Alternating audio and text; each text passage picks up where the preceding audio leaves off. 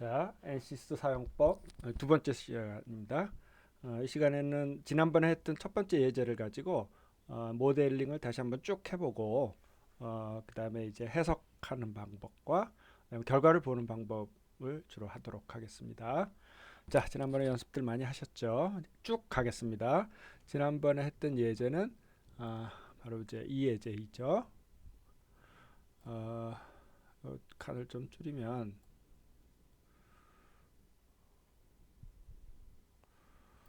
여기 들어갈 것 같습니다. 자,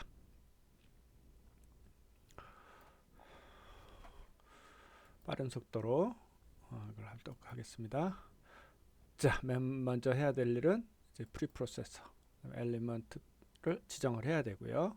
아무것도 안 됐으니까 이제 더해주고 add 그 다음에 우리가 지금 쓰려는 그런 것들을 전부 solid라고 얘기를 했었죠. 우선은 for node element. 자, 이렇게 해서 define이 됐고요. 그 옵션이 있죠.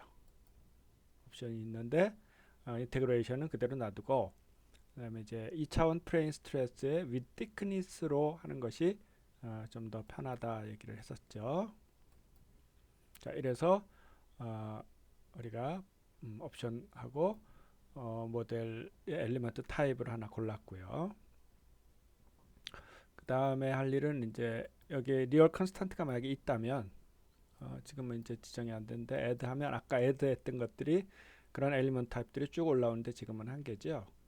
그래서 이제 OK를 누르면 그 엘리먼트는 thickness를 넣게 되어 있는데 그림에서 보면 30을 넣습니다.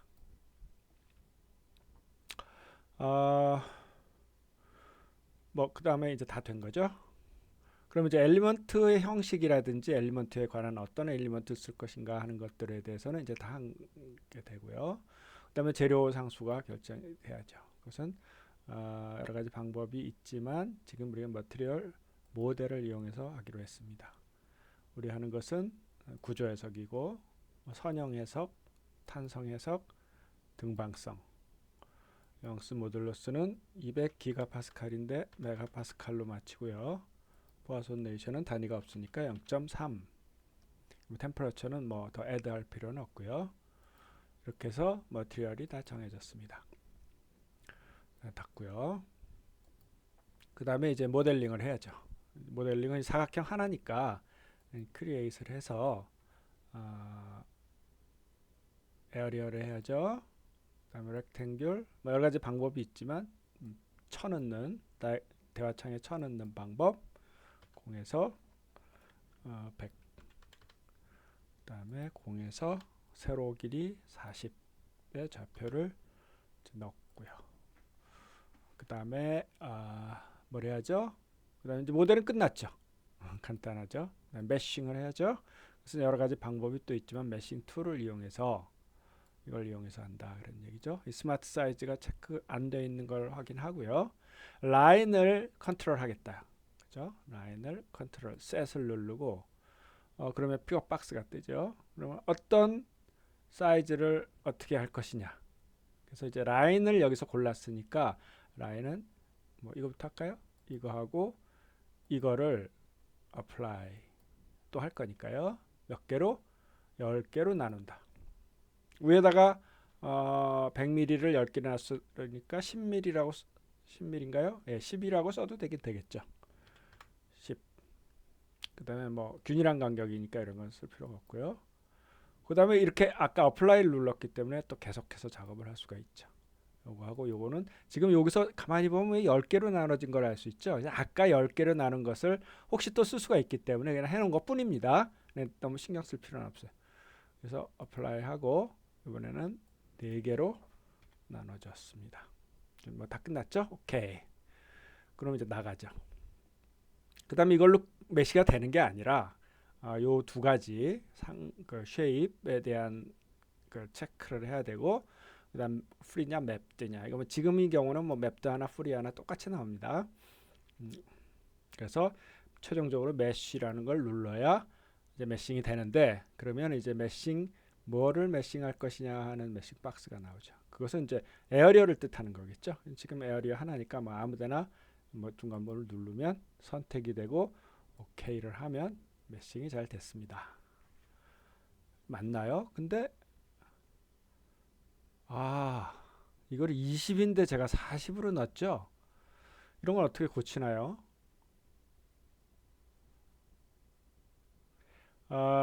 지금으로서는 제가 그 프로그래밍을 해가지고 언어로 하는 것은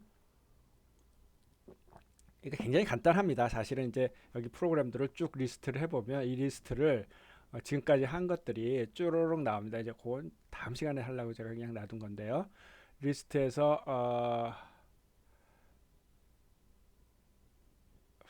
파일, 로그 파일이라는 개념인데 로그 파일이 이게 왜 못 열죠?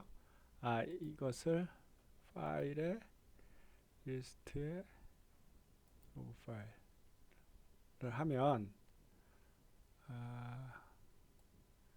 이것은 지금 로그 파일이 안 떴는데요. 이건 이제 다음 시간에 하도록 하죠. 지금 이 사태를 이제 뭐 일부러 실수를 했다고 생각해도 되고요. 이걸 어떻게 해야 되나요? 이것을 수정하는 방법은 없는 것 같아요. 그렇다고 잘라내고 뭐 이럴 수는 없고요. 그래서 처음부터 다시 해야 될 것 같습니다. 뭐 리얼 컨스탄트하고 엘리먼트 타입은 돼 있으니까 모델링을 다시 해야 되는데 다시 한다는 거 이걸 뭐 파워포인트 같은 거 싹 잡아가지고 지우면 되는데 그래지지가 않죠. 그래서 이것을 지우더라도 가령 이렇게 하면 안 되는데 이렇게 해봅시다. 모델링을 하고 어떻게 하죠? 아까 크리에이트를 했으니까 이번에는 딜리트를 해서 뭐를 에리어 앤드 빌로우 모조리 지우겠다. 그래서 이 에어리어를 고르고 OK를 하면 어떻게 될까요? 뭐라고 나오나요? 여기 경고장이 떠죠. 에러가 뜨는데 에러가 있고 에러라는 게 있고 워닝이라는 게 뜰 때가 있습니다. 그래서 이제 워닝인 경우는 넘어갈 수도 있습니다. 이제 그런데 이제 이거 틀릴 수 있으니 네가 한번 다시 체크해봐라는 개념이 에러는 안 넘어가죠. 뭐라고 돼 있나요? Area 1 is meshed and cannot be changed. 그냥 네모가 돼 있으면 아까 단계에서 아까 지난 시간에 네모를 2개 만들었을 때는 쉽게 지워지는데 메싱이 되면 또 다른 문제입니다. 메싱이 되면 또 다른 문제이기 때문에 이것은 그냥 에어리어를 지워가지고 되는 게 아니죠. 그래서 그렇게 하면 안 되고 딜리트해서 엘리먼트를 지워야 됩니다. 엘리먼트를 그 전에 한 가지 사용법을 하나 더 지금 할 건데요. 이것들이 지금 어떻게 지금 표시된 거는 번호도 없고 에어리어만 지금 표시된 상태이죠. 그래서 이제 이것을 만약에 라인이라든가 에어리어든가 이 지금 에어리어를 갖다가 아까 표시된 것은 메싱을 하고 나면 자 여기 선이 생겼었죠. 그것은 엘리먼트를 보는 겁니다. 이렇게. 그리고 에어리어를 보면 그냥 이 에어리어 이게 바뀌어 있었죠. 이거 뭐 그냥 바뀌어 있었던 겁니다. 그냥 한번 할 때마다 그림을 다시 리플롯을 할 필요도 있어요. 약간의 에러가 있어가지고 뭐 그림에 대해서는 너무 신경 안 쓰고 다시 그리면 리플롯 해도 되고요. 라인을 그리면 이렇게 되고 키포인트 하면 이렇게 키포인트를 하면 이렇게 되고 그 다음에 에어리얼 그리면 이렇게 되고 볼륨은 없으니까 안 되고요. 그 다음에 노드만 하면 이게 아까 키포인트뿐 아니라 나눠진 노드 포인트가 다 보이게 됩니다. 그 다음에 지금 같이 보려면은 엘리먼트를 보면 이제 이렇게 되죠. 자, 이 경우에 이것을 번호가 다 지정이 되어 있습니다. 번호가. 그래서 가령 이 뭐 노드의 번호를 알고 싶다. 그러면은 플롯 컨트롤. 플롯 컨트롤을 앞으로 많이 쓰게 되는데 이건 그냥 그림을 그리는 거예요. 이건 컨트롤 하는 겁니다. 플롯 컨트롤 중에 넘버링이라는 걸 하면 여기에 여러 가지 번호들을 쓸 수가 체크박스를 할 수 있게 됩니다. 키포인트 번호 다 해버릴까요? 라인 번호, 에어리어 번호, 볼륨은 없고요. 노드 번호, 그 다음에 엘리먼트 넘버는 테이블 네임스 뉴메리컬 컨터 엘리먼트는 엘리먼트가 있을 텐데 그리고 뭐 그 다음에는 이제 넘버링 shown with 뭐 칼라나 넘버로 하겠다. 뭐 칼라만 하겠다 등등. 엘리먼트 넘버가 지금 여기는 보이지 않는데요. 하여튼 좀 더 두고 보죠. 자, 이래서 OK를 하면 뭐 굉장히 좀 복잡합니다. 근데 지금 보이는 것은 노드밖에 없기 때문에 여기 노드 번호만 1. 하여튼 이상한 방법으로 이 번호가 매겨지는 게 굉장히 중요합니다. 사실은 우리 해석의 어떤 효과를 위해서 이제 그거는 제가 해석 우리가 이론 수업 중에 밴드위드스라는 개념을 잠깐 얘기했었는데요. 이제 그거를 갖다가 K 스티븐스 매트릭스를 어떤 모은다는 개념에서 번호의 순서는 굉장히 중요한데 어떤 자기네들이 이게 번호를 매긴 겁니다. 보면 1, 2, 3, 4, 5, 6, 7, 8 뭐 이런 식으로 번호가 매겨져 있죠. 다워스 이번에는 그러면 키포인트를 보면 키포인트의 번호가 1, 2, 3, 4. 그 다음에 라인을 보면 라인 번호가 이렇게 L자가 붙어가지고 L1, L2, L4. 그 다음에 또 이번에는 에어리어를 보면 이제 이제 라인도 같이 이제 그림이 그려졌고요.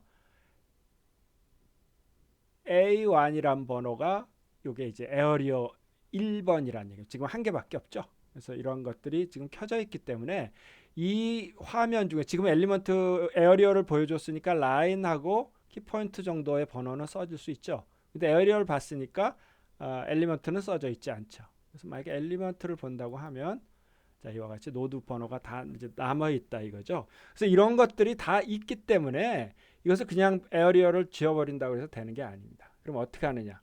그럴 때는 엘리먼트 자체를 지워야 돼. 엘리먼트를 지우면 어떤 거?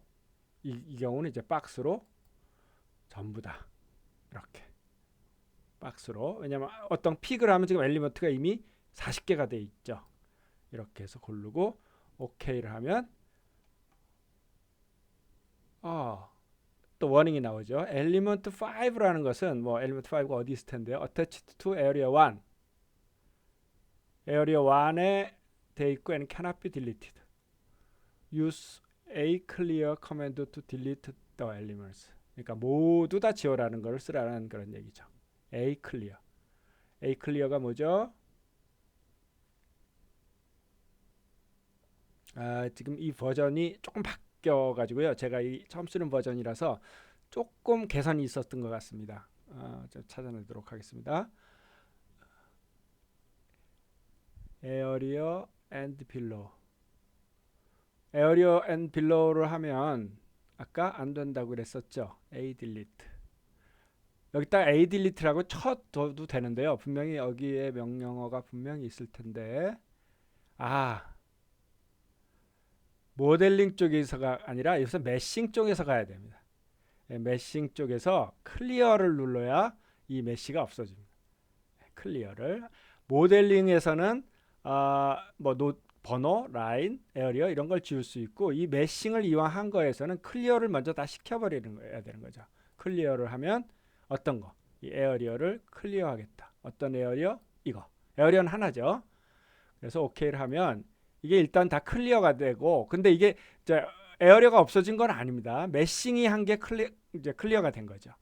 그래서 뭐 이런 잡다한 것들이 남아 있는데 이런 것들은 뭐 숫자들도 이상하게 흐리게 나오고 이러는데 그럴 때는 에러가 아니니까 이건 리플롯을 다시 이렇게 해보면 이 플롯 커맨드 이것은 이 플롯은 지금 이제 엘리먼트가 없어져 버렸기 때문에 안 되고 뭐 에어리어를 그려보면 이렇게 그대로 남아 있습니다. 번호도 아까 플롯 컨트롤에서 이제 썼었죠. 자, 무슨 말이냐면 다시 정리를 하면요. 이 FEM 프로그램에서 모델링이라는 것하고 메싱이라는 것을 정확하게 구별을 해야 됩니다. 그래서 모델링이라고 하는 것은 그야말로 기하학적인 어떤 형상을 만드는 거라면 메싱은 우리가 유한요소 해석을 할 수 있도록 노드를 만들어주고 엘리먼트를 만들어주는 거죠. 그래서 이제 그걸 지우거나 뭐 이제 오퍼레이트를 하거나 이제 뭐 나중에 보면 굉장히 복잡한 메싱을 또 모델링을 할 텐데 그럴 때는 그 모델링에 딜리트를 써서 없애야 되는데 지금이 메싱까지 다 된 일입니다. 아까 그 실수하기를 정말 잘했네요. 이건 모르고 넘어갈 뻔했는데 그런 경우에는 이 모델링만으로 에어리어를 없애버리려면 이미 메싱이 됐다. 노드하고 엘리먼트가 다 생성이 돼 있다. 이거는 지울 수가 없다. 이렇게 나오죠. 그래서 그러면은 노드하고 엘리먼트를 지우려고 하니까 또 그렇게 하는 것이 아니고 이 메싱을 일단 없애라. 클리어 시켜라. 클리어해서 에어리어 에어리어에 해당하는 메싱을 전부 지워버리고 난 다음에 그러면 이제 메싱하기 전의 상태로 가는 거죠. 그 다음에 모델링에서 딜리트로 해서 딜리트로 해서 에어리어 앤 빌로우, 이 에어리어 밑에 있는 모든 것들을 지워라. 오케이. 그러면 싹 없어지는 거죠. 플롯을 이제는 해봐도 키포인트도 없을 것이고 뭐 에어리어도 없을 것이고 다 없어진 거예요. 싹. 엘리먼트도 뭐 엘리먼트는 없으니까 이제 에러가 나는 거죠. 좀 여기서부터 다시 해야 되겠습니다. 자, 이렇게 뭐 잘못했다고 해서 메뉴를 다시 해야 되지는 않습니다. 여러분들은 이제 그거는 좀 설명을 다음 시간에 할 거고요. 이번에는 다시 만들어 보죠. 뭐 금방 만드니까 create area. 아까 뭘 잘못했다고 그랬죠? 제가 이걸 40으로 놨죠. 그렇죠? 4개를 나눈다는 거를 잠깐 잊어버리고 20으로 넣어야 되는데 40으로 넣었습니다. 그 다음에 이제 끝났고 뭐 접어도 되고 안 접어도 되는데 지저분하니까 그 다음에 메싱 툴을 써가지고 라인을 요거하고 요거는 이제 그 직전에 했던 게 10개이기 때문에 이렇게 자꾸 10개가 나오는데요. apply 4개로 하고 4개 돼 있네요.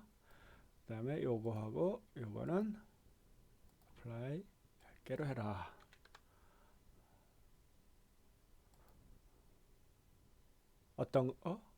그러고서 그냥 두면 안 되고 매싱을 해야 되는데 어떤 에어리어를 요거를 오케이 이렇게 됐죠. 번호는 너무 많아서 지저분하니까 블록 컨트롤에서 체크박스에서 넘버링에 없애버립시다.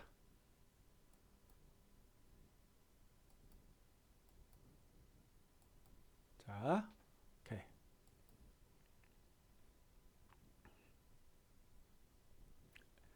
엘리먼트가 없어졌네.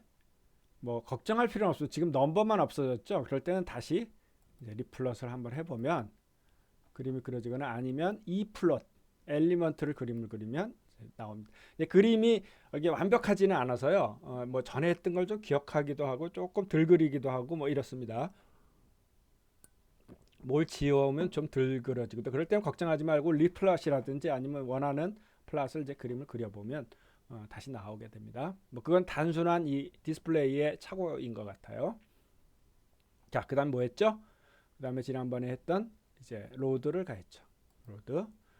그래서 이제 로드를 디스플레이스먼트를 바운더리 컨디션을 주는 것도 일종의 로드라고 얘기했습니다. define load, apply, structure, 디스플레이스먼트 먼저 뭐 라인을 전체를 줘도 좋고요. 뭐 노드를 주죠. 몇 개 안 되니까. 그러면 뭐 이번엔 박스로 한번 해볼까요? 박스로 자 이만큼을 하면 apply. 요거는 x만 하죠. 자, 지난번에는 요거 4개를 x만 하고 요건 xy 했죠. 여기다가 하나 더 플러스 하면 됩니다. 그러니까 아까 apply 했으니까 다시 요거는 오케이 하면 이제 UX가 이미 돼 있고 여기다 요것만 하나 건드려 주면 되죠. 자, 뭐 어떻게 해도 상관없습니다. 그 다음에 디스플레이스먼트 바운데이션 끝났고 force를 가해줘야죠. 자, 여기서 force를 가해주는데 노드에다 가해줄 건데 픽 요점에 가해줄 건데 이제 오케이를 하면 얼마를 가해줄까가 나온다 그랬죠. 그래서 성분은 이제 y 방향이니까 이걸 그대로 놔두면 안 되고 이거 실수 많이 합니다. 그 다음에 이제 컨스탄트 밸류, 뭐 컨스탄트 밸류, existing 테이블, 뭐 new 테이블, 어떤 테이블에서 너무 많고 이제 그런 경우는 테이블에서 있을 수도 있습니다. 지금 이와 같이 단순하게 한 점에서 하나만 가해주는 거는 뭐 그냥 값이고요. 볼륨을 해야 되는데 여기서 아까 얼마를 넣었죠? 여기서 마이너스 3천. 왜 2차원 문제인데 2차원 문제면 3을 30으로 나눠서 가해줘야 되는 거 아닌가? 그렇습니까? 요거 지난번에 요런 거를 편리하게 사용하도록 plane stress with thickness라는 그런 옵션을 사용을 했었죠. 그렇기 때문에 요것은 힘 전체 가해진 걸 다 넣게 됩니다. 만약에 이 문제를 아까 플레인 스트레스로 문제로 나눴으면 전부 다 2차원으로 모든 걸 해줘야 됩니다. 이 30이라는 거를 이 힘으로 나눠서 힘을 30으로 나눠서 모든 것이 다 단위 폭에 대한 걸로 넣어줘야 되죠. 이제 그렇게 되면 어떤 경우는 조금 혼란이 좀 일어날 수가 있습니다. 이제 그런 걸 방지하기 위해서 방지는 아니고 신경만 쓰면 되는데요. 좀 편리하겠습니다. 이렇게 쓰는 게. 그래서 마이너스 3,000. 왜 3,000이죠? 킬로뉴턴으로 맞추기 위해서. 왜 마이너스죠? 아래로 작용하고 있으니까. 자, 지난 시간에 한 게 이제 여기까지입니다. 한 번의 실수를 통해서 몇 가지 명령어를 더 여러분들하고 같이 공부를 했습니다. 다행히. 자, 그 다음에는 일단 기본적으로 모든 프리프로세서가 다 끝났습니다. 여기까지를 우리가 프리프로세서 해석을 하기 위해서 모든 준비가 다 된 거죠. 이제 크게 봤을 때 요소가 있죠. 바운드 노드와 엘리먼트, 그죠? 노드와 엘리먼트. 이것은 이제 이걸 만드는 방법은 지금은 네모를 만들고 잘라서 만들었고 뭐 여러 가지 방법으로 할 수 있는 모든 방법으로 뭐 붙이기도 하고 잘라서 없애기도 하고 노드 번호를 일렬로 놓고 엘리먼트를 생성하기도 하고 그래서 거꾸로 에어리어를 만들기도 하고 뭐 이것은 뭐 하여튼 우리가 생각할 수 있는 것은 CAD에서 생각할 수 있는 건 여기 다 생각할 수 있습니다. 크게 노드와 엘리먼트, 두 번째 material property, 세 번째 displacement boundary condition, 네 번째 force boundary condition. 이 네 가지 요소는 어떤 프로그램, 어떤 유한 요소, 뭐 지금 현존하는 유한 요소 프로그램이 뭐 제가 이름 들어본 것마다 한 200개는 되는 것 같아요. 우리나라에서도 많이 개발하고 있고요. 요새는 오토캐드나 프로이 같은 데서도 유한 요소 해석을 할 수 있도록 뭐 그냥 잘 몰라도 그냥 할 수 있도록 다 엔간하면 다 제공을 해주고 있습니다. 거꾸로 NCS가 저런 그냥 3D 모델러에서 해석을 해 그래가지고 거꾸로 NCS도 좀 더 편하게 이런 걸 잘 몰라도 그냥 형상만 만들면 해석을 해버릴 수 있도록 워크벤치라는 걸 만들었죠. 이게 거꾸로 가는 거죠. 이제 그런 시장에 이제 있으니까요.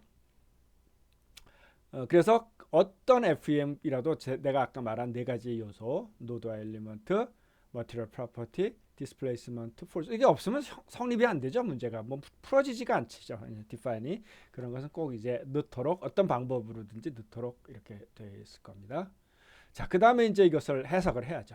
그럼 해석하는 방법을 가지고 우리는 정말 오랫동안 공부를 했습니다. 뭐 완전히 깊숙이는 안 했지만 그래도 뭐 내추럴 코디네이트 시스템에서 쉐이프 펑션을 하고 인테그레이션을 하고 뭐 B 매트릭스가 어쩌고 N 매트릭스가 어쩌고 하면서 그런 계산이 장대한 계산들이 이 속에서 이제 하게 됩니다. 왜냐하면 그런 계산을 할 수 있는 조건을 다 줬으니까. 이제 그런 거는 우리는 안 해도 되죠. 여기서는. 그래서 솔루션 누르면 뭐 어닐스 타입 뭐 이런 거 있는데 뭐 어닐스 타입 이런 거는 뭐 우리가 뭐 여러 가지 이제 해석이 이제 뭐 우리가 탄성 해석만 하지만 소성 해석만 하고 뭐 다이나믹 해석 뭐 이런 거 하려면 타임 인터벌 같은 것이 막 들어가야 되죠. 한 번 해석하는 게 아니고 이터레이션을 통해서 컨버저를 시키고 뭐 수렴을 해야 되고 난리니어 문제를 풀어야 되고 무지무지하게 많은 여러 가지 종류가 있는데 이제 우리는 지금 일라스틱하고 선형인 문제만 풀기 때문에 뭐 일라스틱 타입은 굳이 굴릴 필요가 없고요. 바로 그냥 솔브를 하면 됩니다. 딱 하나. 솔루션 들어가서 솔브하면 지가 솔브를 합니다. 이제 current LS라는 거는 이제 뭐 지금 있는 이 화면, 지금 있는 좌표계에서 그대로 하겠다는 얘기입니다. 그래서 요 솔브하고 current LS만 누르면 여기 보면 뭐 이것들의 이제 문제의 정의가 여기 이렇게 쭉 나옵니다. 다 일이에요 보면. problem of 한번 쭉 볼까요? dimensionality. 그러니까 뭐 2D냐, 3D냐, 뭐 트러스냐, 뭐 구조 엘리먼트 이런 얘기들이 여기서 써 있고요. 우리는 2D 프레임 스트레스를 썼기 때문에 여기 2D로 나와 있고. 그렇다면 디그리 오브 프리덤은 어떻게 되느냐? 2차원이니까 UX하고 UI. 그죠? 우리가 뭐 유도할 때 많이 이걸 기준으로 했었죠. UX하고 UI. 우리 어널리시스 이걸 U하고 V라고 아마 썼을 거고요. 그 다음에 어널리시스 타입은 뭐 특별히 얘기를 안 했기 때문에 스태틱이죠. 스테디 스테이트. 그러니까 뭐 떠머리라든지 이런 트랜전트하고 막 속도에 따라 온도가 변화에 따라 급격하게 변하고 이런 것들은 스테디 스테이트가 아니고 우리는 스태틱이죠. 다이나믹이 아니고 그 다음에 뭐 글로벌리 어셈블드 매트릭스는 시메트릭이 나오고 우리는 이제 아까 시메트릭에 대해서 여러 번 얘기를 했었죠. 그 다음에 로드에서는 로드 스텝은 하나. 한 번 힘을 얼마 주면 딱 계산한다 그런 얘기죠. 그러면 여러 번도 있느냐? 제가 아까 말한 대로 스텝을 나눠서 뭐 소송이다 그러면 이렇게 가다가 이렇게 가죠. 그럼 스텝을 나눠서 할 수도 있고 뭐 진동 문제라든지 다이나믹 문제라면 시간을 몇 개로 나눠서 할 수도 있고 여기 있죠. The time at end of the load step 뭐 전부 다 1입니다. aim, default, no, 하여튼 이렇게 해가지고 모든 것들이 다 제일 간단한 쪽으로 솔루션들이 보고가 쭉 돼 있고 뭐 진짜 하겠느냐? begin solution of current load step. 지금 로드 스텝에서 아까 current load step, 지금 로드 스텝에서 계산을 하겠느냐? 아니면 어떤 경우는 로드 스텝이 너무 많아가지고 오늘은 이만큼만 하고 만약에 10뉴턴, 10kN 가야 되는데 소송이 일어납니다. 중간에 막 조금씩 올라가야 돼. 막 처음에 일래스틱 레인지까지 하고 근데 그 일래스틱 레인지도 모르죠. 그러니까 어느 정도까지 하고 또 가서 보고 또 보고 또 보고 뭐 일부 엘리먼트는 플라스틱으로 넘어가고 뭐 이런 복잡한 해석을 하게 되는데 그런 경우에 이제 로드 스텝이 필요해서 끊고 나서 그 다음에 또 다른 이제 엔시스를 켜가지고 아까 그 데이터를 가지고 이제 하는 것이 이제 from 여기 보면 이제 뭐 이런 게 있죠. 지금 이제 current load step에서 하겠다. 그래서 오케이 이렇게 딱 3개 누르면 됩니다. solve 누르고 current load step 오케이. 그러면 이제 지가 솔루션을 가지고 풉니다. 지금 이거 풀고 있어요. 솔루션이 수단. 이 여러가 이거 시간 계산량으로 하면 엄청 이건 뭐 적은 거지만 그래도 엄청나게 많은 것이 뭐 잠깐 동안 해석이 끝났습니다. 자, 뭐 해석 결과가 이제 우리가 보지를 않았으니까 해석 결과가 어떻다는 건 이제부터 봐야죠. 하여튼 해석은 끝났습니다. 그래서 모든 데이터를 가지고 있습니다. 자, solve current load step 그다음에 OK 누르면 끝난 거예요. 금방 구했죠. 뭐 이런 거 저희는 뭐 옛날에 저 같은 박사학위 논문을 제가 이제 일라스토플라스틱 컨택트 프로블럼 썼는데 그런 거는 키스트에 있는 우리나라에서 제일 빠른 그때 당시 그러니까 뭐 그걸로 가지고 뭐 수능 시험 그때는 예비고사라고 그랬는데 뭐 그런 것도 하고 국가의 모든 중요한 일들을 다 다루던 크레이 컴퓨터를 가지고 3600초를 돌리고 막 그랬었어요. 근데 지금 생각하니까 그런 컴퓨터가 뭐 우리 지금 가지고 있는 PC만도 못한 것 같아요. 속도가 그만큼 이제 발전을 했다고 할 수 있겠는데요. 자, 그 다음에 할 일은 이제 솔루션은 다 했습니다. 이제 포스트 프로세스, 타임 히스토리 포스트 프로세스 이거는 뭐 진동이라든가 이런 거에 이제 관련된 거 우리는 제너럴 포스트 프로세스 포스트 프로세스 후처리를 이제 보도록 하겠습니다.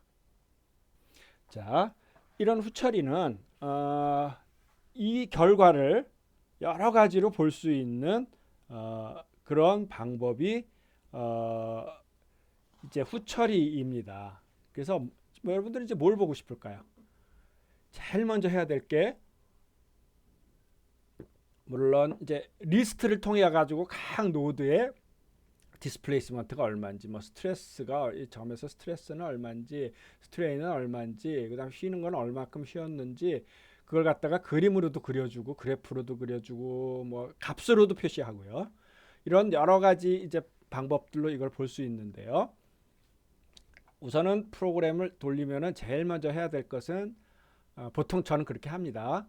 이것이 제대로 해석이 됐고 바운드리 컨디션이 제대로 잡혔는지 엘리먼트는 지금 이거는 뭐 실수할 게 없죠. 네모를 가지고 10개로 잘리고 근데 어떤 경우는 여기를 그냥 연결을 안 해가지고 이렇게 힘을 딱 두면 이것만 뚝 부러져서 없어져 버리는 수도 있습니다. 뭐 그런 거 제대로 됐는지 연결은 제대로 됐는지 뭐 이런 거를 이렇게 뭐 완전히 확인할 수는 없지만 포괄적으로 볼 수 있는 방법은 이것이 변형된 형태를 보는 겁니다. 그러면 우리 생각하고 어느 정도 맞겠다 이렇게 생각을 할 수 있죠. 뭐 정량적인 것까지는 모르지만 자 그렇게 하는 것이 우리가 크게 볼 것이 이제 플랫 리절트하고 리스트 리절트 이 두 가지를 이제 우리는 보게 될 겁니다. 플랫 리스트 리절트 리스트 리절트 이거는 뭐냐면 플랫은 그림을 통해서 보겠다는 것이고 리스트 리절트는 어떤 숫자를 통해서 보겠다는 겁니다. 그래서 아까 그 deformed shape 변형된 형상이라고 하겠죠. deformed shape을 이제 보려고 하면 플랫 쪽으로 들어가서 여기 보면 deformed shape 있죠. 뭐 칸터 플롯 여러 가지 방법이 있는데요. 우선 제일 먼저 저는 deformed shape을 봅니다. 이것이 어떻게 변했는지를 모양을 보겠다 이런 얘기죠. 그래서 deformed shape을 보면 이제 OK를 누르면 이렇게 자 이게 메시를 조금 덜 나눠서요. 여기가 조금 이렇게 스무스하게 꺾이는 것 같지는 않은데 어쨌건 뭐 크게 문제 없이 해석이 됐습니다. 그죠? 이게 3차식이죠. 이 중립축이 우리는 3차식이라고 재료역학에서 배웠죠. 힘을 가해주는 경우는 모멘트를 가해주는 경우 이거는 2차식이 되고 분포하중을 가해주는 경우 이게 4차식이 된다 얘기를 했었죠. 그래서 뭐 그 비슷하게 이제 가해집니다. 자, 그럼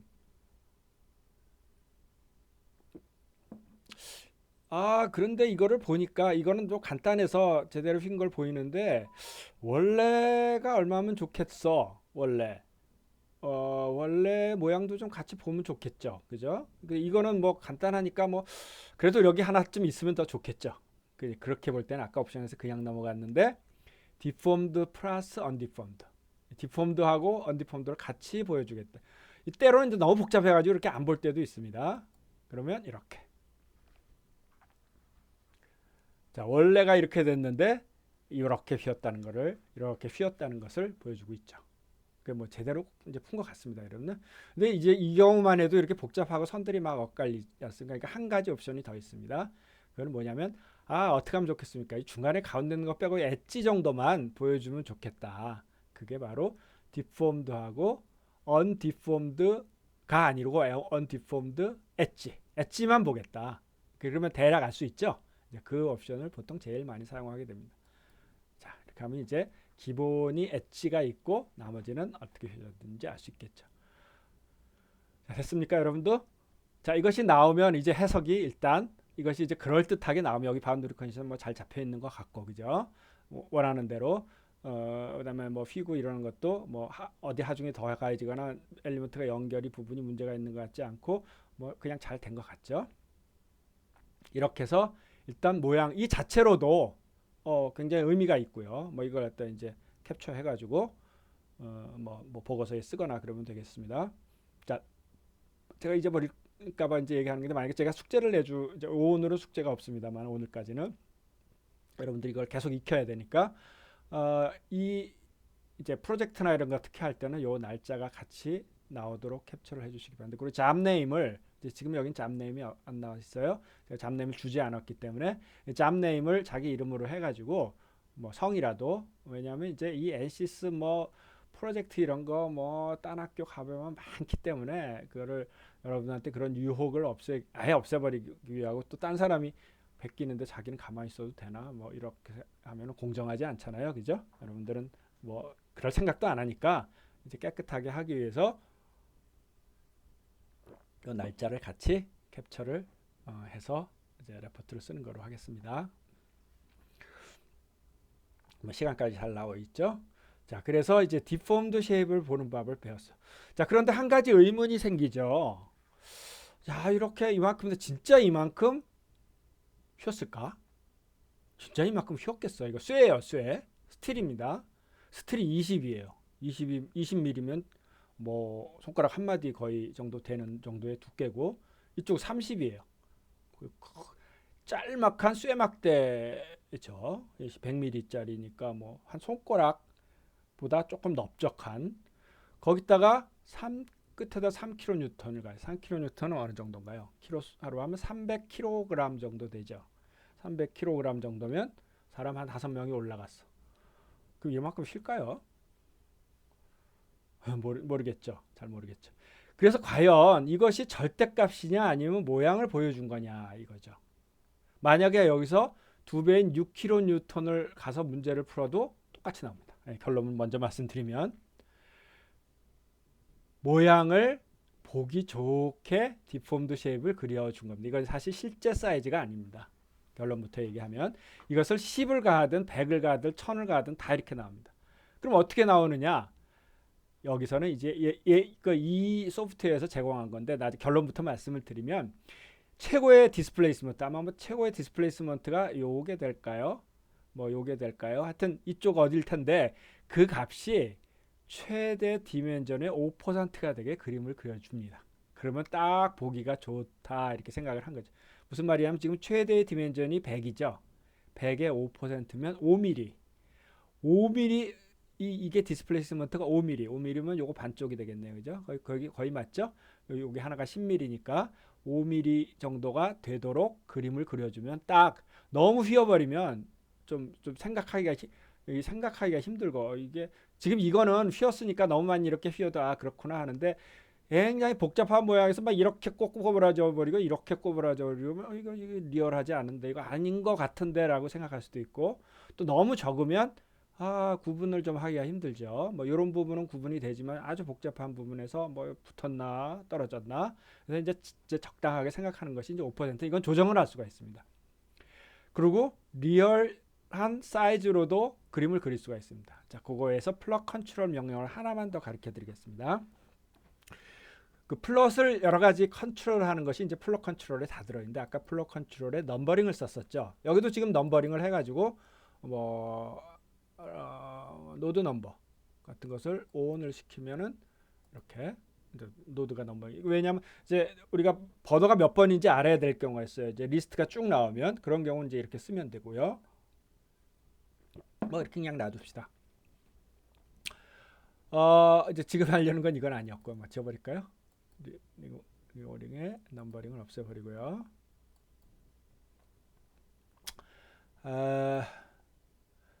여기서 이제 여러 가지를 우리가 조금씩 써볼 텐데, 이 중에서 아까 그걸 조정하는 방법은 쭉 내려와서 보면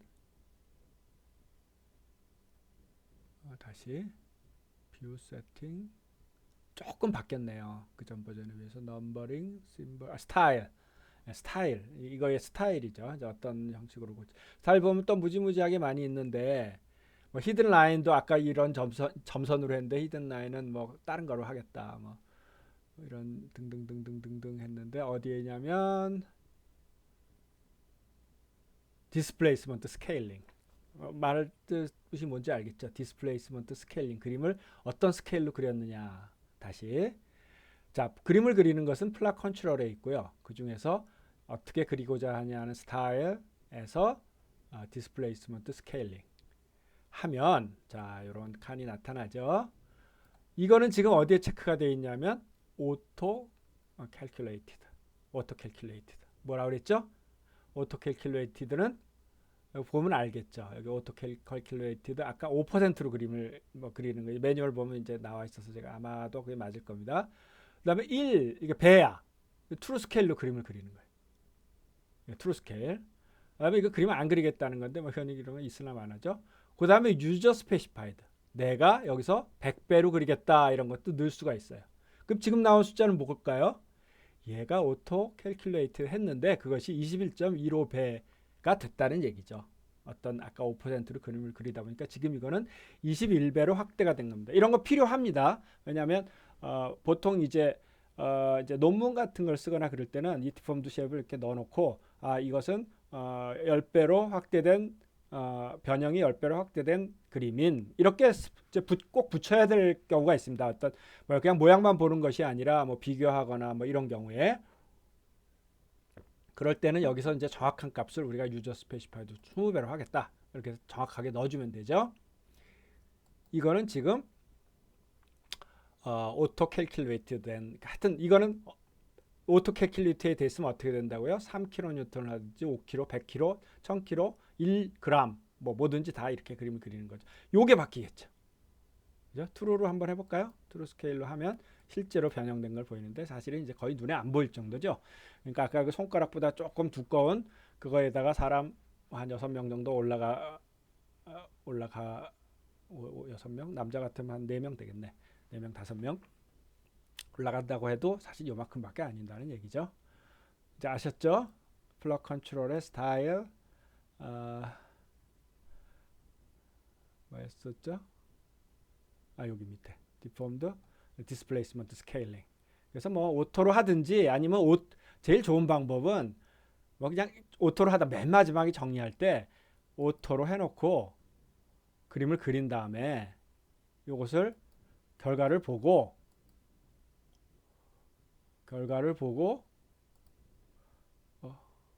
다른 걸 눌렀나 보네요.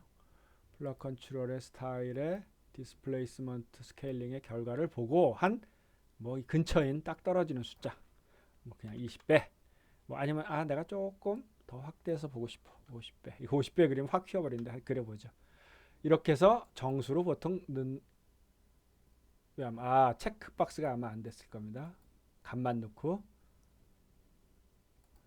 50 여기를 갖다 유저 스페시파이를 찍어 놓고 50배 이렇게 하면 이제 너무 많이 휜 것이 나오겠죠. 그래서 이렇게 되면 또 현실감이 좀 떨어질 수 있습니다. 만약에 진짜 이렇게 휘었다면 얘가 안으로 이렇게 들어와야 되겠죠, 좀. 근데 얘는 단순히 숫자만 곱했기 때문에 50배로 꼭 늘어난 거죠. 늘어난 것처럼 보이죠. 보통 이만큼 휘었다면 사실 얘는 이만큼 들어와야 될 거예요. 그래야 이것이 이렇게 안쪽으로 들어와야 정상일 것. 그러니까 이렇게 이 현실감이 좀 떨어질 때가 많이 있습니다. 너무 많이 하면 다시 고쳐놓죠. 우선 오토로 하도록 하겠습니다. 그래서 뭐 아까 20배로 했더니 정확하다면 20배로 하든지 오토로 하든지. 자, 이렇게 그림이 이제 다셨죠. 디폼드 쉐입을 이제 하는 방법, 그리고 그 방법에 대한 여러 가지 옵션들, 이런 걸 아주 제가 자세하게 얘기를 했었습니다. 자, 그 다음에 이제 두 번째는 궁금한 게 뭐죠? 아, 이 점의 디스플레이스먼트가 아까 0.25라고 그랬는데 우리가 어널리시스 한 거에서 뭐 3 2i분의 PL 3승이라는 걸 쓰면은 계산했더니 이렇게 했는데 얘도 그런가? 이제 궁금하잖아요. 그러면 이제 디스플레이스먼트를 보고 싶어. 이 점을. 뭐 이 점을 보든지 이 점을 보든지. 그럴 때는 우리가 플롯 리절트가 아니라 숫자로 보고 싶기 때문에 리스트 리절트입니다. 하나하나 이제 메뉴를 조금씩 확장해 나가도록 합시다. 전부 다 이거를 설명하고 들어가는 것보다는 그 필요한 문제를 제가 조금씩 그 기능이 들어가는 문제를 example 1, 2, 3에 이렇게 자꾸 올라가니까요. 그때마다 확장시키고 또 제가 이걸 다 설명할 수는 없습니다. 여러분들 잘 아시겠죠. 오토캐드도 마찬가지로 여러분들이 이것저것 찍어보면서 뭐 이렇게도 만들어보고 저렇게도 만들어보고 그러고 여기 헬프 기능이 굉장히 파워풀합니다. 여기 헬프를 치면 책 한 권이 다 들어있어요. 그러니까 책 한 권이 아니죠. 이 NCS 프로그램을 사면 그 매뉴얼이 오는데 그 매뉴얼이 우리 그 실험실 같은 데 있는 큰 책장에 한 칸을 다 메웁니다. 40권 정도, 뭐 3, 40권 되면. 그 정도로 매뉴얼이 많은 게 여기 다 들어가 있어요. 그래서 이거는 그냥 책으로만 봐도 그런데 그다음 서칭도 할 수 있고 정말 여러 가지 일들을 할 수 있기 때문에 헬프를 보면 명령어들을 우리가 이제 다 알 수가 있습니다. 그러니까 뭐 아까 그 잠깐 우리가 나왔지만은 뭐 플롯 회사 만약에 아까 플롯 컨트롤의 스타일이 이렇게 해서 디폼드 쉐입이다. 이걸 했다. 뭐 뭔 말인지 잘 모르겠다. 헬프를 눌러보면 여기서 뭔가가 나올 겁니다.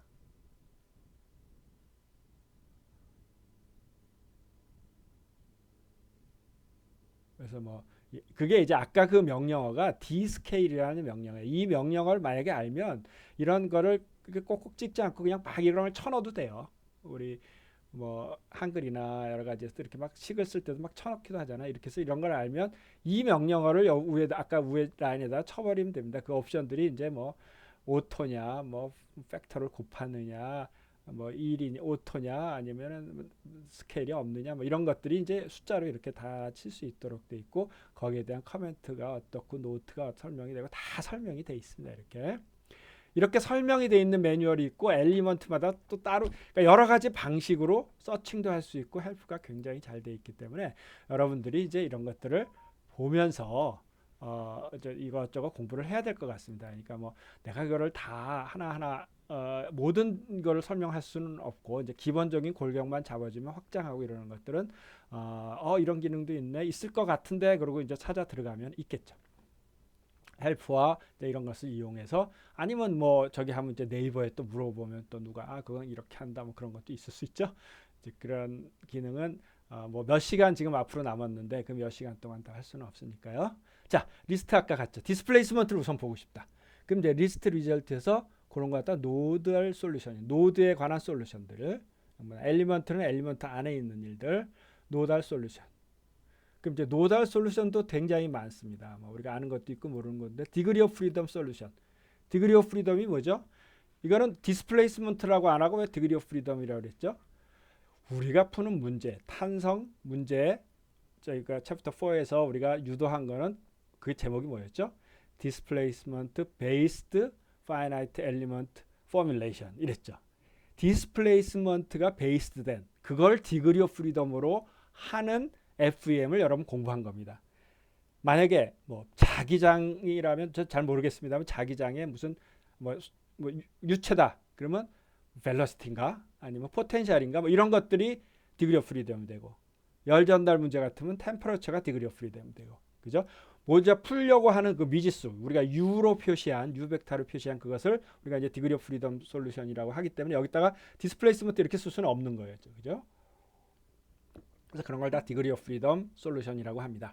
그럼 스트레스, 뭐 스트레인, 뭐 스트레인도 이제 뭐 지금 우리 일래스틱 하니까 이 결과 다 같을 거예요. 일래스틱 스트레인, 소송 스트레인 뭔지 알죠? 크림, 뭐 더멀, 뭐 여러 가지 이런 것들이 뭐 쭉 이제 있는데 우리가 주로 쓰는 거는 이제 디그리 오브 프리덤, 스트레스하고 스트레인 세 가지를 쓰게 되겠죠. 그래서 지금 이제 디스플레이스먼트를 보려고 하니까 디그리 오브 프리덤 솔루션. 그다음에 x 지금 이제 2디멘전이죠. 그러니까 u와 x하고 uy가 있어요. 그것을 이게 아마 다 나올 거예요. 이것만 치면은 UX만 나오고 이걸 하는데 이걸 치면 다 나올 거예요. 아마 이제 뭐 굳이 이거를 하나하나 칠 필요가 있을 때도 있어요. 이걸 쭉 긁어가지고 엑셀 파일로 옮겨서 그림을 그린다 그럴 때는 옆에 있는 것들이 걸리적거리기 때문에 우선 이걸 봅시다. 이건 이제 벡터 썸으로 전체를 다 보겠다는 거죠. 오케이를 하면 이렇게 쭉 파일로 이것이 이렇게 되어 있습니다. 자, 노드 넘버 원은 UX, UI, UG는 지금 없죠. 그다음 요 USUM은 뭐냐면 벡터예요. UX가 UI 있으면은 요게 이제 방향이 있겠죠. 그죠? 이렇게 되면은 이 sum 크기. 그러니까 뭐 이 경우는 루트 UX의 제곱 플러스 UI 제곱 이렇게 되죠. 대각선이 길이가 되니까. 그리고 요것들을 표시를 보면 이것들이 표시가 다 요런 형태는 익스포넨셜이라고 돼 있어. 숫자가 너무나 많기 때문에 어떤 거는 우리가 나노를 다룰 때도 있고 그죠? 뭐 어떤 거는 쫙 교량을 다룰 때도 있고. 그러면 그 오더가 얼마나 차이 나겠습니까? 그죠? 숫자가. 그래서 그걸 미리로 쓸 수도 없고. 여기서 지금 우리 미리로 계산했지만 미리로 쓰면은 막 0.00000 뭐 이렇게 나올 수도 있고 아니면 또 몇만 이렇게 나올 수도 있기 때문에 뭐 몇십만 이렇게도 나올 수도 있겠네요. 그걸 갖다가 똑같은 숫자로 유효 숫자들 똑같이 하기 위해서는 0점 전부 다 0점이죠. 그다음에 이것이 이제 익스포넨셜입니다. 이거는 두 자리까지만이 얘 거예요. 두 자리까지만. 세 자리군요. 세 자리. 그러니까 나중에 이걸 딱 긁어가지고 엑셀 파일 넣을 때 여기다 공간을 이렇게 하나씩 넣어주면 되죠. 그래서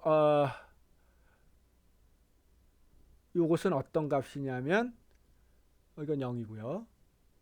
마이너스 0.33757758 곱하기 10의 마이너스 1승이란 얘기예요. 여기까지. 그러니까 0 어떻게 되는 자릿수 하나 옮겨야겠네요. 0.03mm 이제 이렇게 되는 거죠. 자, 그러면 우리가 지금 궁금한 거는 제일 팁이란 말이죠. 번호가 도대체 어딘가? 번호인가? 이제 요거는 지금 페이지가 하나 넘어가기 때문에 자꾸 이런 게 나왔는데 이제 나중에 요거를 싹 여기서 지워버려도 됩니다. 이렇게 싹 이것도 하나의 파일이에요. 이게 파일이기 때문에 이거를 파일로 저장, 세이브 에즈 해가지고 보통은 뭐 다른 파일로 하거나 아니면 보통은 이제 나중에 좀 말씀을 드리겠지만 일단 노트패드라든지 이런 거 하나 꺼내놓고 있는 게 좋습니다. 여기 보면 뭐가 있죠? 윈도우에서 제공하는 거 그냥 쓰죠. 뭐 관리도구, 보조 프로그램 여기 중에 그림판, 뭐 메모장 같은 거 하나, 메모장 같은 걸 하나 열어놓고 뭐 여기다가 이걸 싹 카피해도 되죠. 여기서부터. 그러면 좀 자유롭게 우리가 뭐 이렇게 해서 다 긁어서 넣으면 좀 자유롭게 55분까지 있네요. 그렇죠? 뭐 이렇게 해서 이렇게 해도 되고. 그죠? 아니면 파일을 저장을 해도 되고. 뭐 이런 거는 좀 이거 페이지마다 하나씩 나오는 거거든요. 프린트아웃 하면 헤더에 해당하는 거죠. 이렇게 해서 파일을 하나 만들어 놓으면 되겠죠. 그죠? 그래서 이제 이것을 또 이걸 확 엑셀 파일로 넣을 수도 있죠. 그럼 우리가 체크를 여기다가 뭐 공인 브랭크 미리 여기다 한 칸을 우리가 띄워놔도 되겠네요. 그리고 뭐 브랭크가 나오는 경우, 마이너스가 나오는 경우 저절로 하는 방법도 있고 그러죠. 어쨌든 이제 이런 식으로 이제 데이터를 다루는 건 그 다음 문제죠. 우선은 나왔다 이거죠. 제가 이거를 안 보여주는 거예요. 메모장을 거기다는 이 화면이 하나만 보이죠. 뭐 이런 식으로 카피를 제가 안 보이는 상태에서 했습니다. 이런 식으로 뭐 카피를 해가지고 정리를 할 수가 있겠습니다. 그게 좋은 방법이에요. 자, 요걸 좀 더 보면 뭐 요건 지금 없어져도 되죠. 이거는 페이지마다 나오는 헤더예요. 헤더. 프린트아웃을 했을 경우 이게 그 다음 페이지에도 이걸 헤더 써야 되고 이거는 여기서는 안 지워집니다. 이건 파일을 우리가 건드리긴 힘들어요. 그래서 이걸 세이브 에즈로 해서 다른 데로 나오거나 이거 save as 하면 이런 파일입니다. 우리 건드리기 힘들 거예요, 아마. 그래서 이걸 아까처럼 카피를 해가지고 뭐 다른 노트패드나 뭐 한글이나 뭐 엑셀 같은 데 해서 하면 되겠고요. 자, 지금 이제 하려고 하는 거는 이 점을 좀 알고 싶은 거예요. 그런데 노드 번호로 이게 나왔어. 그죠? 노드 번호로 나왔어. 그러면 이게 노드 번호로 나왔는데 그러면 이게 몇 노드야? 우리가 알고 싶은 건 여기인데 두 가지 방법이 있습니다. 한 가지 방법은 여기다가 번호를 쓰는 방법. 자, 번호를 씁시다. 그러니까 이건 적은 경우에 가능한 방법이에요. 번호가 다 보일 때. 그럴 때 어떻게 한다 그랬죠? 자, 여기서 플럭 컨트롤에 넘버링에 노드에다가 ON을 하고 보니까 번호가 나왔죠. 자, 우리가 원하는 것이 12, 15, 뭐 17, 뭐 12, 그 힘이 가해진 12점을 알면 되겠죠. 그죠? 그렇기도 하고 우리가 어떤 경우는 맥시멈을 알고 싶은데 여기 보면 맥시멈 값이 맨 뒤에 나옵니다. 자, 여기서 12번이 나왔네요. 맥시멈 앱솔루트 밸류스. 맥시멈 값이 앱솔루트라는 것은 이제 뭐 마이너스로 클 수도 있고 플러스로 클 수도 있고 그러니까 이제 약간 그 절대값이 큰 걸 얘기하는 겁니다. 앱솔루트 밸류. 그러니까 UX는 이게 아마 UX UI가 아니라 요 썸 이제 크기를 아마 위주로 할 겁니다. 이것들 가장 큰 게 12번이다. 이거 얘가 약간 비스듬히 왔죠. 근데 사실 이렇게 많이 변한 건 아니에요. 조금 이제 갔을 건데 옆으로 이렇게 간 그 절대값이 가장 큰 거를 여기다가 맨 마지막에 골라줍니다. 알기 쉽게. 그럼 12번 우리가 예상한 뜻대로 12번이었고 각각을 주나 보네요. 여기 노드가 이렇게 따로따로 있는 거 보니까요. 그러니까 여기 이제 앱솔루트 밸류는 이게 가장 크고 y도 x 방향 변이도 얘가 가장 크고 얘가 가장 크고 다 12번이 크네요. 그 값은 얼마야? UX는 얼마 안 되겠죠. 이건 의미도 별로 없고 0.0345 뭐 밀리미터. 그 다음에 우리가 제일 원했던 12번의 y 방향의 변이가 0.23 밀리미터. 원래 솔루션은 얼마? 0.25. 자, 차이가 났죠? 차이가 좀 났는데 비슷하게는 계산했어요. 그죠? 근데 그러면 어떤 게 맞느냐? 어떤 게 맞는 건 없죠. 얘는 얘대로 잘 맞는 거고 얘는 얘대로 잘 맞은 가정이 있죠. 자, 여기서 이걸 계산한 건 이 모양하고는 조금 안 맞는 것 같아요. 그죠? 빔 시어리지. 빔 시어리는 어떻다고? 충분히 길어야 된다 그래. 충분히 긴 게 얼마큼 정도 기냐? 그때 이제 슬렌더니스 레이쇼라는 것을 내가 이제 재료역학에서 가르쳐 줬는데 그 대략 10배 정도 됐을 때. 뭐에 대한 10배? 폭? 아니면 높이? 그게 아니라 뭐였죠? 레디어스 오브 자이레이션이라는 걸 정의를 했었죠. 그때 제가 이제 그런 걸 얘기한 적이 있어요. 모양에 따라 틀리니까 동그라미는 뭐 직경일 수 있지만 이거는 그럼 이거냐 그러니까 레디어스 오브 자이레이션이라는 것을 회전 반경이라고 해서 그거에 대해서 10배 정도 되면 이제 빔이라고 할 수 있다. 그 이상 되면. 근데 이거 좀 짤막해. 그죠? 누가 봐도 30에 20의 빔이면 좀 뭉툭하죠. 손가락보다 훨씬 더 두꺼운 거니까.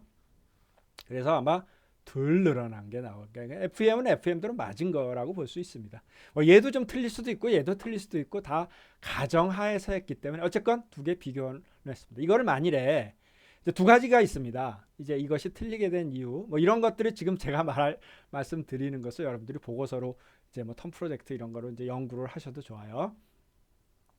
한 가지 측면은 기하학적으로 그렇게 나올 수밖에 없다. 짤막해가지고 빔 시어리하고는 잘 안 맞는다. 그러면 왜 또 적냐? 더 커지진 않느냐? 뭐 그럴 수도 있죠. 모르는 거죠. 다르다 어쨌건. 두 번째는 그럼 메쉬를 좀 더 나눠보면 더 잘 구하지 않았을까? 뭐 그런 의심도 한번 해볼 수 있습니다. 왜냐하면 이게 리니어 엘리먼트이기 때문에 요거 사이가 디스플레이스먼트가 리니어하죠. 딱. 근데 사실은 이제 이 부분은 심한 커브. 요 부분은 리니어하지만 요 부분은 요쪽 부분은 굉장히 심한 커브가 있기 때문에 리니어로 하는 것이 이제 그럼 한 20개로 나눠보자. 아니면 안쪽만 더 많이 나눠보자. 뭐 그런 것도 하나의 프로젝트가 될 수 있죠. 그런 유한 요소 모델링에 관한 문제일 수도 있고 아니면 형상에 관한 문제일 수도 있고 모릅니다. 그거는 어쨌거나 그렇지만 비슷하게 나왔습니다. 0.233, 0.25. 그죠? 자, 이렇게 번호를 찍어서 볼 수 있는 방법이 있고요. 근데 이거는 이제 번호가 보일 때의 얘기죠. 3차원에 막 저 속으로 들어가 가지고 뭐 번호를 도저히 찍어서 번호를 찍으면 막 하얗게 나오는 경우가 있죠. 물론 그것도 이제 돌려서 셀렉트해서 그 부분을 확대해서 번호를 알아내는 방법이 있고요. 뭐 이런 걸 그때는 막 써야죠. 그러는 방법이 있고 그 다음엔 좌표를 찾는 방법이 있어요. 좌표. 그래서 그러면 이 번호는 지금 번호가 막 랜덤입니다. 1번, 2번, 3번, 3번. 그래서 리스트에서 여기다가 노드를 찍어보면 말이죠. 리스트에서 로드를 찍어도 되고 파일에서 리스트에서 로드를 찍어야 돼. 리스트에서 노드에 대한 정보를 쭉 보면 이거 뭐 sort by 뭐 노드 넘버에 대해서 소트 할 수도 있고 아니면 x 뭐 코디네이트 x 코디네이트가 큰 순서 여기서부터 코디네이트 순서를 이렇게 쓸 수도 있습니다. 그러면 좀 편하기도 하겠죠. 우선 노드 넘버에 대해서 쭉 쓰면 이와 같이 좌표가 나옵니다. 자, 요거를 두 개를 놓고 비교해가면서 우리가 지금 원하는 게 그림을 찍어봤더니 12번일 수도 있지만 그림을 찍어서 12번일 수도 있지만 어떤 값이야?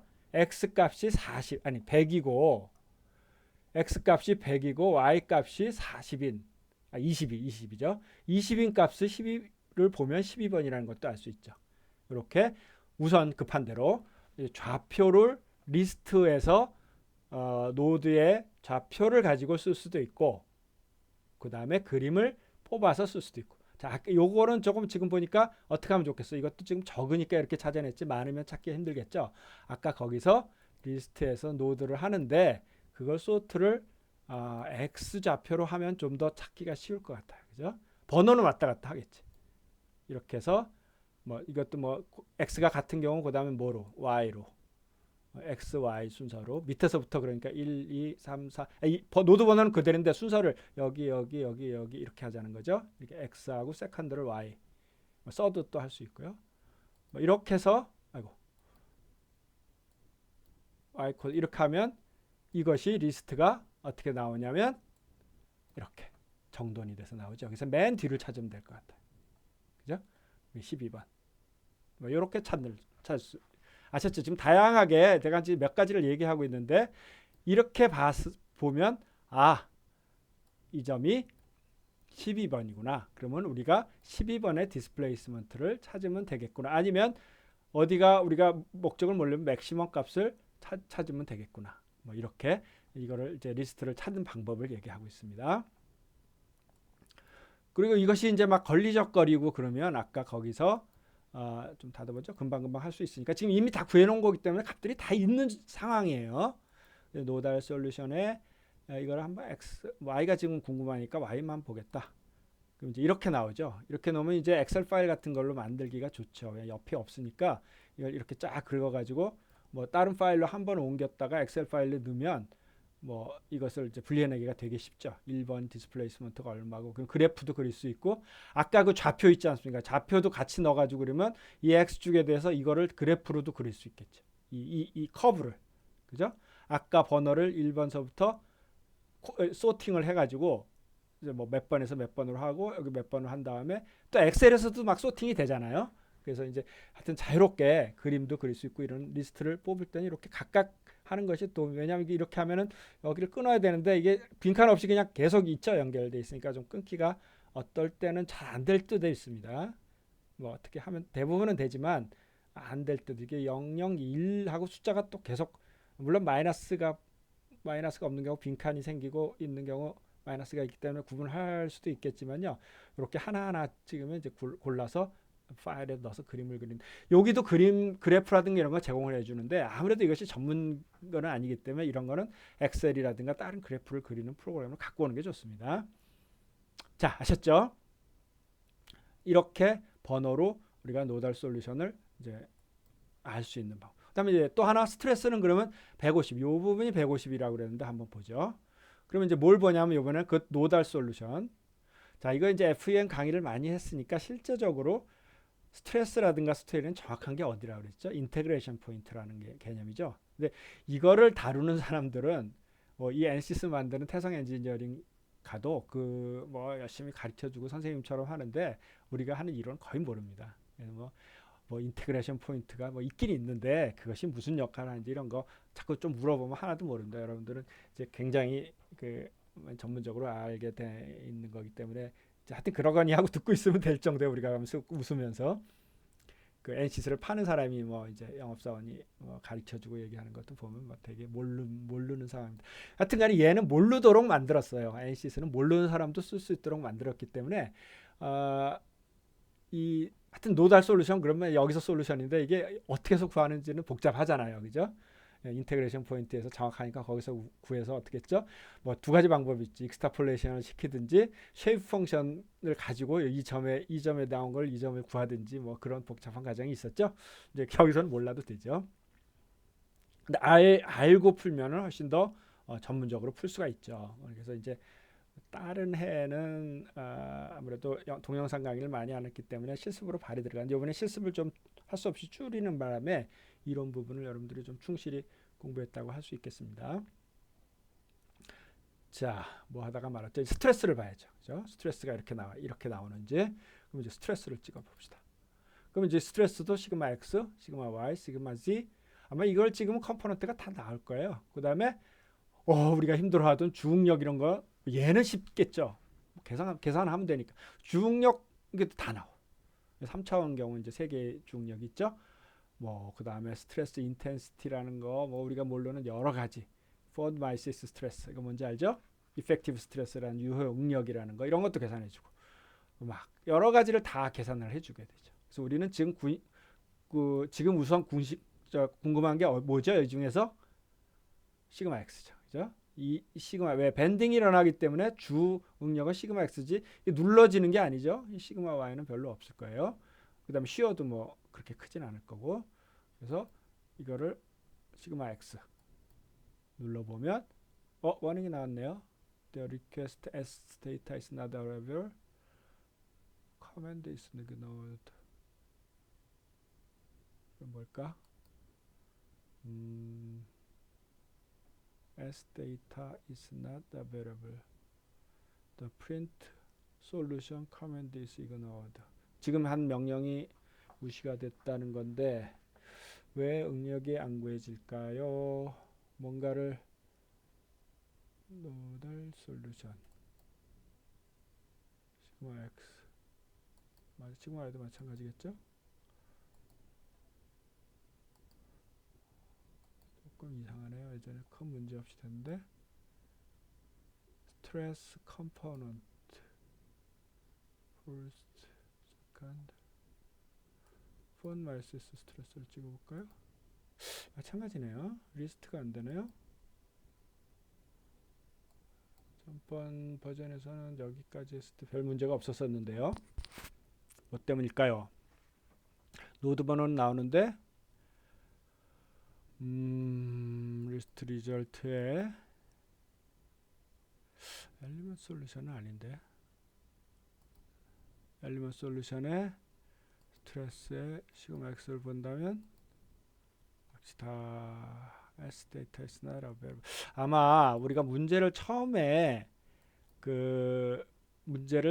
지정을 할 때 스트레스를 뽑을 것이냐 안 뽑으실 것이 그런 옵션이 있었던 것 같아요. 그거를 안 해가지고 예전에 NCS 버전에서는 그게 다 구해졌었는데 그게 굉장히 비효율적이잖아요. 사실 스트레스를 알고 싶지 않은데 우리는 그 해석을 이런 공부를 많이 했으니까 스트레스를 구하는데 또 얼마나 많은 수고가 드는지 각 엘리먼트마다 인테그레이션 포인트마다 뭐 그런 걸 다 해야 되기 때문에 아마 옵션에 안 했으면 그런 것을 해놓을 데이터를 안 만들어 놨을 수도 있습니다.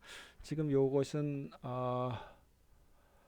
제가 다음 시간에 알아와야 되겠습니다. 그러니까 sorted list 노다 솔루션의 옛날 같으면은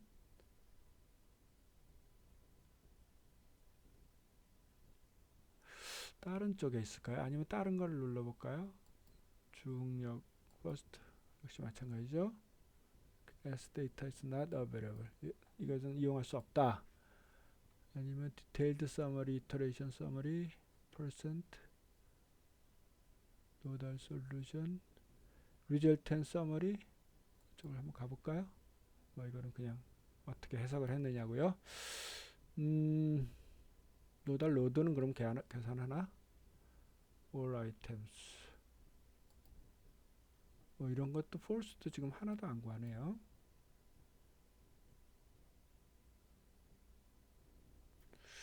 이 프리프로세서에서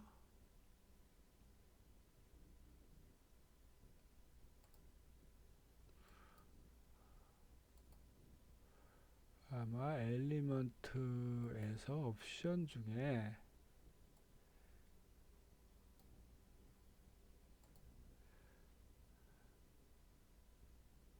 pure displacement 인테그레이션 이건 인테그레이션 포인트 개수고 그렇지 않은데 여기는 앞서지 않았는데 하여튼 어딘가 옵션에 있었던 것 같아요. 예전 버전에서는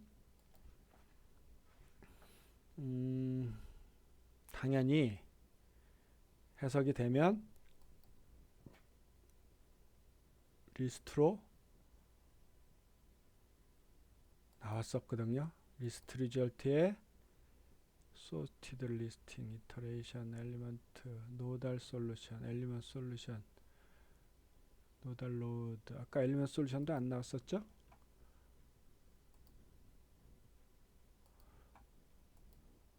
nodal solution, nodal solution. 다른 걸 해볼까? 전부가 있나? principal stress를 눌러보죠. 하여튼 아무것도 안 나오네요. 스트레스는. 자, 그러면 이제 하여튼 이렇게 해서 이제 스트레스 리스트는 오늘 볼 수가 없는 걸로 지금 하고요. 다음 시간에 제가 좀 이걸 요번 버전에 대해서 좀 더 깊이 해가지고 여기까지는 안 가봤는데 쭉 보니까 전번 버전이랑 크게 틀린 게 없어서 이제 들어왔는데요. 그 다음에 이제 또 한 가지 자 리스팅을 해서 우리가 볼 것이 deformed shape 봤죠? 그거를 이제 체크하는 용이 될 수도 있고 어떻게 변하는지 어떤 개념적인 이해를 위해서 굉장히 필요한 거고 정량적인 것을 알려면 리스트 데이터를 해서 디스플레이스먼트가 얼마인지 스트레스가 얼마인지 이런 것들을 볼 수 있고요. 그 다음에 이것을 어떤 여러분들 이제 많이 봤을 텐데 컨터 등고선식 있죠. 등고선식이 이제 그 라인으로 할 수도 있고 그 다음에 어떤 지도를 보면 우리가 뭐 산은 고동색으로 해가지고 산 위가 점점 올라갈수록 짙은 고동색, 그죠? 바다 쪽은 파란색에서 점점 파란색 이런 식으로 그 색깔로 구별하는 그 컨트롤. 그러면 어떻게 돼 있어요? 뭐 한 줄 이런 그래프가 아니라 한 눈에 다 볼 수가 있죠. 이제 그렇게 보는 방법이 이제 컨터 플롯이라고 합니다. 컨터, 컨터 이제 컨터 플롯을 하면 뭐 그것도 노달 솔루션하고 엘리먼트 솔루션이 있는데 어떤 요거는 생각 나중에 조금 설명을 더 하고요. 뭐를 그림을 그릴 것이냐. 우리가 스트레스가 좀 궁금해. 스트레스를 시그마 X 분포를 좀 알고 싶어. 이게 지금 이용이 안 돼요. 스트레스를 아예 구하지를 않았어요. 예전에 그냥 이렇게 하면 컨터가 나왔거든요. 스트레스가 컨터도 안 그려지고 디스플레이스먼트 될지 모르겠어요. 노달 솔루션에 디스플레이스먼트도 컨터를 그릴 수가 있죠. 지금 이제 V 쪽이 훨씬 크니까 U는 아주 작으니까 의미가 없고요. 이걸 보면 이제 컨터가 그려지죠. 얘는 지금 디스플레이스먼트는 데이터가 있습니다. 자, 이건 뭘 뜻하죠? 이 컨터가 이렇게 그려지는데 UI예요. UI. 왜 직선으로 이렇게 그려졌어요? 자, UI는 그러니까 V죠. UI는 이 면을 따라서 지금 이게 과장되게 너무 휘어서 그런데 이 면을 따라서 비슷하죠. 그러니까 다시 말하면 중립축이나 윗면이나 아랫면이나 V가 똑같다 이렇게 빔인 경우 그랬죠. 이 사이에 컴프레션이 일어나거나 텐션이 일어나거나 그런 게 굉장히 적으니까요. 그래서 이게 이제 우아래로 방향이 같은 거고 뭐 이거를 언디폼드로 그림을 컨터 플러스는 언디폼드로 그리는 것도 하나의 방법입니다. 이게 왜냐하면 이렇게 디폼드 그리면 이게 휘어져 있어가지고 스타일을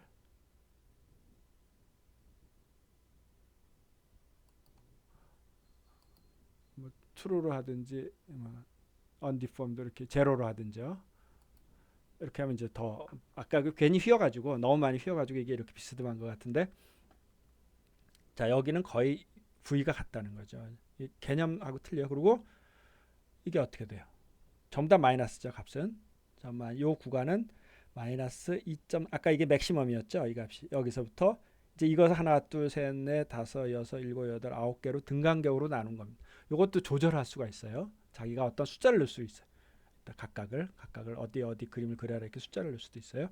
좀 깊은 부분을 좀 잘 보려고 하면, 그러니까 무조건 맥시멈하고 플러스도 조금 있네요. 뭐 여기가 조금, 이게 이제 뉴메리컬 에러예요. 이거 아주 적은 거죠. 0.0001234mm니까 1 마이크로도 안 되는 0.1 마이크로 정도 되는 것이 뭐 약간 수치적인 값으로 실제로 올라가는 게 아니고 무지무지 작은 값이 이제 있을 수 있으니까 0이죠. 0. 0과 마이너스 2.4를 9개로 나눠서 그림을 그리죠. 그래서 어떻게 돼요? 이쪽으로 갈수록 디스플레이스먼트가 점점 크다는 걸 보여주고 있죠.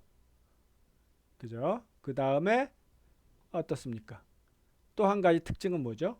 이쪽은 넓고 점점 좁아들죠. 이건 왜 그럴까? 요거는 변형이 이렇게 되면 얘는 뒤에 와서 푹푹 내려가죠. 푹푹 내려간다는 건 등고선이 작다는 얘기죠. 그죠? 그래서 우리가 산에 대한 등산 지도를 보면은 등고선이 빽빽하게 있으면 무지하게 가파른 곳. 그죠? 그런 거하고 똑같아요. 이거는 푹 이렇게 쑥 점점, 여기는 별로 변화가 없다가, 그러니까 이게 점점 줄어드는 게 맞게 나온 거죠. 그 다음에 뭐 노달 솔루션 중에 x를 보면 이건 좀 생각하기 힘들 거예요. 굉장히 적은 양이기 때문에 뭐 이렇잖아요. 이건 뭐야? 이건 이쪽 방향이에요. 이쪽 방향. 이쪽 방향이 플러스 마이너스, 얘가 약간 이렇게 돌아갔죠. 그러니까 중립축을 중심으로 이쪽은 늘어났으니까 플러스 쪽으로 갔을 테고, 중립축을 중심으로 마이너스가 가서 여기는 등간격이죠. 그죠? 얘가 이렇게 변한 걸 보여주는 거죠. 좀 잘 생각해야 됩니다. 컨터를 해석할 때는 이거는 U를 그림을 그린 거기 때문에 요게 등간격이고 여기가 제로고 마이너스에서 플러스까지 이렇게 된 걸 얘기하죠.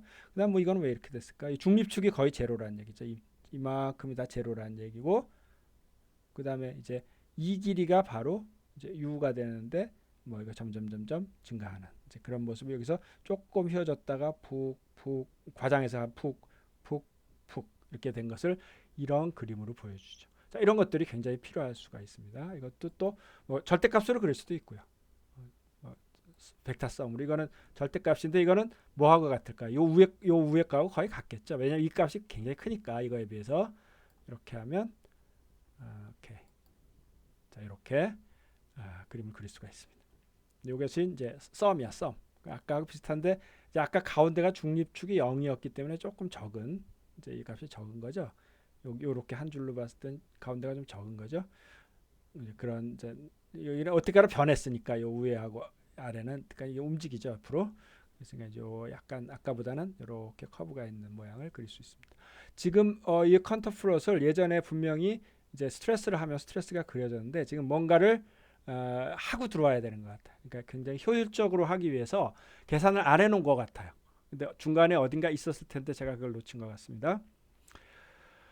자, 오늘도 또 역시 많은 것을 여러분들한테 소개를 했고, 오늘 한 것이 뭐 차차 조금씩 늘려가는데 이제 기본이 되니까 다시 한번 여러분들이 이거를 뭐 다시 하는데 그렇게 시간이 많이 걸리지는 않을 겁니다. 영상을 한번 다시 보면서 따라하고, 그다음에 혼자서 이것을 이제 이것저것 한번 만들어보는 그런 시간을 가졌으면 좋겠습니다. 두 번째 지금 강의까지는 일단 숙제는 내주지 않고요. 여러분들이 이걸 충분히 익히는 그런 시간을 가지도록 하겠습니다.